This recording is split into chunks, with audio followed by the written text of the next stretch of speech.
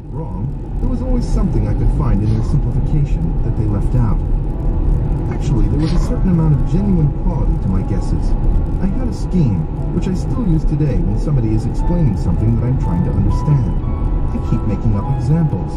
For instance, the mathematicians would come in with a terrific theorem, and they're all excited. As they're telling me the conditions of the theorem, I construct something which fits all the conditions. You know, you have a set.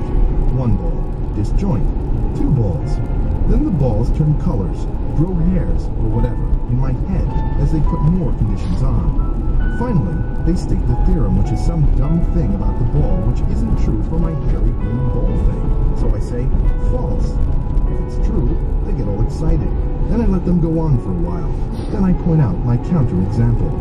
Oh, we forgot to tell you that it's class 2 Hausdorff homomorphic. Well then, I say, it's trivial. It's trivial.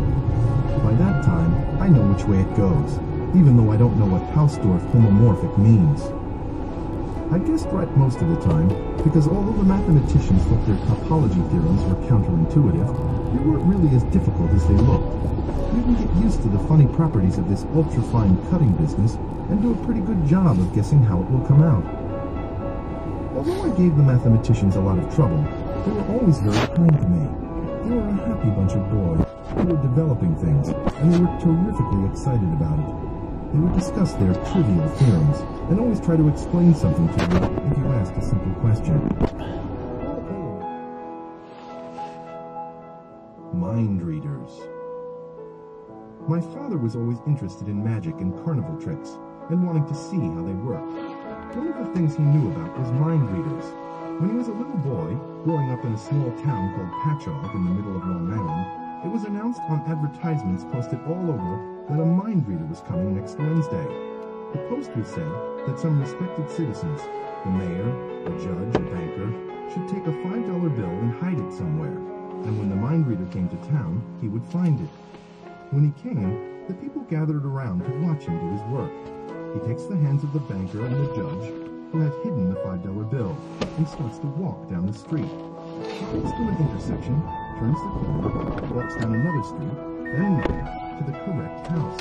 He goes with them, always holding their hands, into the house, up to the second floor, into the right room, walks up to a bureau, lets go of their hands, opens the correct drawer, and there's the $5 bill. Very dramatic.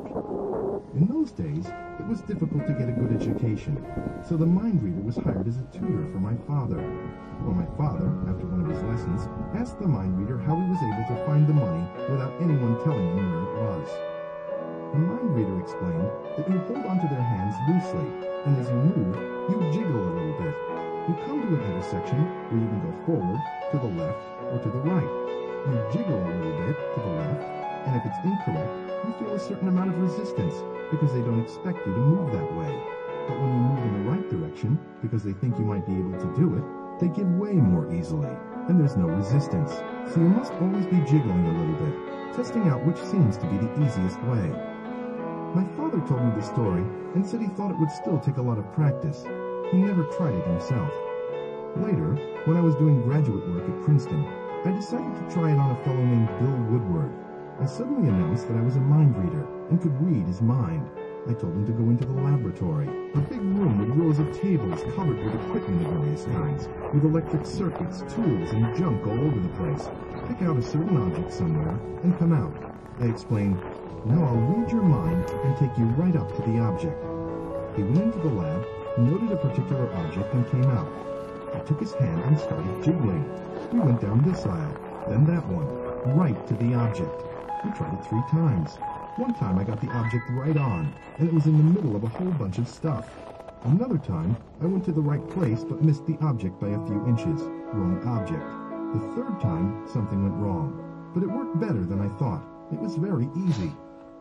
Some time after that, when I was about 26 or so, my father and I went to Atlantic City, where they had various carnival things going on outdoors. While my father was doing some business, I went to see a mind reader. He was seated on the stage with his back to the audience, dressed in robes and wearing a big, great turban. He had an assistant, a little guy who was running around through the audience saying things like, "Oh, great master, what is the color of this pocketbook?" Lou, says the master. And oh, illustrious sir, what is the name of this woman? Marie. Some guy gets up. What's my name? Henry. I get up and say, what's my name? He doesn't answer.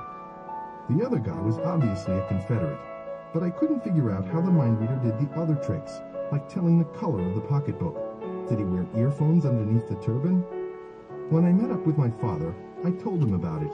He said, they have a code worked out. So I went back to the major who was supposed to be in charge of all this and complained.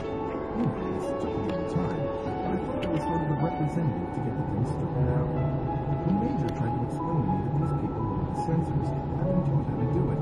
They didn't understand this new way that we had to be so delicate about it. Finally, he said, what's the matter? Do you think I have goodwill? I said, yes, you have perfectly goodwill, but I don't think you have power. Because you see, he had already been on the job 3 or 4 days. He said, we'll see about that. He grabs the telephone, and everything is straightened out. No more is the letter cut. However, there were a number of other difficulties. For example, one day I got a letter from my wife and a note from the censor that said, there was a code enclosed without the key, and so we removed it. So when I went to see my wife in Albuquerque that day, she said, well, with all the stuff. I said, what stuff? She said, Lafarge, glycerin, hot dogs, laundry. I said, wait a minute, that was a list? She said, yes. That was a code, I said. They thought it was a code. Lafarge, glycerin, etc. She wanted Lafarge and glycerin to make us meth to fix an onyx spotters. All this went on in the first few weeks before we got each other straightened out. Anyway, one day I'm fiddling around with the computing machine, and I noticed something very peculiar. If you take 1 divided by 243, you get 0.004115226,337. It's quite cute. It goes a little cockeyed after 559 when you're carrying, but soon it straightens itself out and repeats itself nicely. I thought it was kind of amusing. Well, I put that in the mail, and it comes back to me. It doesn't go through, and there's a little note. Look at paragraph 17B. Look at paragraph 17B, it says. Letters are to be written only in English, Russian, Spanish, Portuguese, Latin, German, and so forth. Permission to use any other language must be obtained in writing. And then it said, no codes. So I wrote back to the censor a little note included in my letter, which said that I feel that of course this cannot be a code.